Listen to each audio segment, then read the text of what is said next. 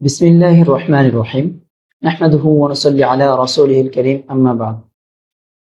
আসসালামু আলাইকুম ওয়া রাহমাতুল্লাহি তাআলা ওয়া বারাকাতুহু।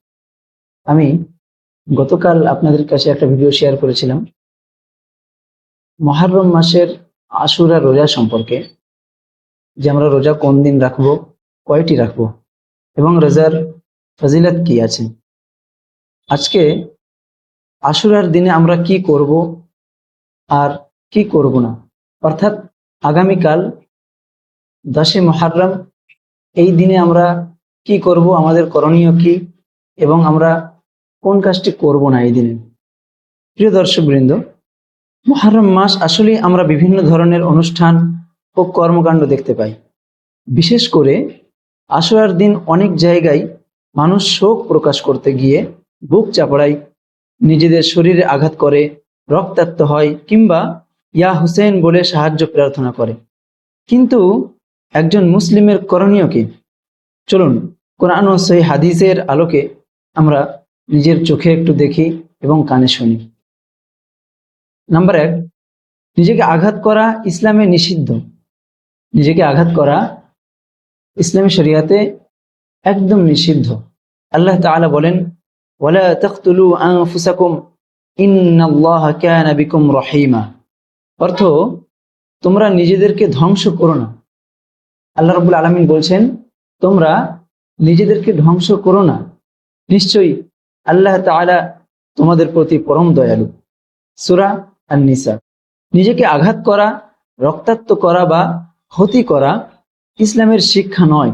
নাম্বার 2, জাহেলি যুগের মতো শোক পালন নিষিদ্ধ। জাহেলি যুগের মতো শোক পালন করা এটা শরিয়াতে একদম নিষিদ্ধ। রাসূল করিম সাল্লাল্লাহু আলাইহি ওয়াসাল্লাম বলেছেন, লাইসা মিন্না মান তালামাল খুদুমা ওয়া শাক্কাল জুয়ুবা ওয়া দাআ বিদআওয়াল জাহিলিয়্যাহ। অর্থ, সে আমাদের অন্তর্ভুক্ত নয় যে গালে আঘাত করে, কাপড় ছিঁড়ে এবং জাহেলি যুগের মতো আহ্বান করে। সহিহ বুখারী এবং সহিহ মুসলিমের হাদিস। নাম্বার 3, সাহায্য চাইতে হবে একমাত্র আল্লাহর কাছে। সাহায্য চাইতে হবে একমাত্র পরম দয়ালু মহান আল্লাহ রাব্বুল আলামিনের কাছে।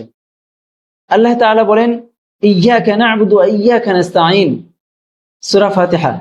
অর্থ, আমরা একমাত্র আপনারই ইবাদত করি। ইয়্যাকা না'বুদু, আমরা একমাত্র আপনারই ইবাদত করি। ওয়া ইয়্যাকা নাস্তাঈন, এবং আপনার কাছেই আমরা সাহায্য প্রার্থনা করি। রাসূল করিম সাল্লাল্লাহু আলাইহি ওয়াসাল্লাম বলছেন, ইযা সাআলতা ফাসআলিল্লাহ, ইযা সাআলতা ফাসআলিল্লাহ ওয়া ইযা ইসতাআনতা ফাসতাঈন বিল্লাহ ওয়া ইযা ইসতাআনতা ফাসতাঈন বিল্লাহ। অর্থ, যখন কিছু চাইবে আল্লাহর কাছেই চাইবে, আর যখন সাহায্য চাইবে আল্লাহর কাছেই সাহায্য চাইবে। জামিয়া তিরমিজি। নাম্বার 4, হুসাইন রাদিয়াল্লাহু তাআলা আনহুকে আমরা অবশ্যই ভালোবাসি। হযরত হুসাইন ইবনে আলী রাদিয়াল্লাহু তাআলা আনহু ছিলেন রাসূল করিম সাল্লাল্লাহু আলাইহি ওয়াসাল্লামের প্রিয় দৌহিত্র।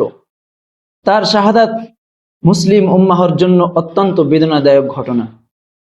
আমরা তাকে অবশ্যই ভালোবাসি, অন্তর থেকে ভালোবাসি, তার জন্য দোয়া করি, তার জীবন থেকে শিক্ষা গ্রহণ করি, কিন্তু তার ভালোবাসার নামে এমন কাজ করা যাবে না যা কোরআন ও সুন্নাহ সমর্থন করেন। নাম্বার 5, আশুরার দিনে সুন্নত আমল। 1, 9 ও 10 মুহররম অথবা 10 ও 11 মুহররম রোজা রাখা।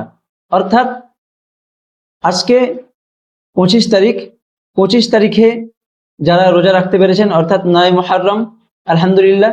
যারা রাখতে পারেননি তারা অবশ্যই 10 মুহররম এবং 11 মুহররম রোজা রাখবেন। যাদের শারীরিক দিক থেকে একদম অসুস্থ বা রোজা রাখতে পারছেন না, তারাও চেষ্টা করবেন মাত্র একটি রোজা রাখার, অর্থাৎ সেটি হচ্ছে আশুরার দিন 10 মুহররম। নাম্বার 2, তাওবা ও ইস্তিগফার করা। নাম্বার 3, কোরআন তিলাওয়াত করা, বেশি বেশি পবিত্র কালামুল্লাহ শরীফ তিলাওয়াত করা। নাম্বার 4, বেশি বেশি নফল ইবাদত করা। নাম্বার 5, হযরত হুসাইন রাদিয়াল্লাহু তাআলা আনহু ও সকল সাহাবার জন্য দোয়া করা। প্রিয় ভাই ও বোনেরা, আশুরার প্রকৃত শিক্ষা হলো আল্লাহর আনুগত্য, তাওবা, ধৈর্য এবং সুন্নতের অনুসরণ। নিজেদেরকে আঘাত করা নয়, বরং নিজেদেরকে সংশোধন করাই একজন মুমিনের কাজ। আল্লাহ তাআলা আমাদেরকে কোরআন ও সহিহ সুন্নাহ অনুযায়ী আমল করার তৌফিক দান করুন। ওয়া আখিরু দাওয়ানা আনিল হামদুলিল্লাহি রাব্বিল আলামিন। আসসালামু আলাইকুম ওয়া রাহমাতুল্লাহ।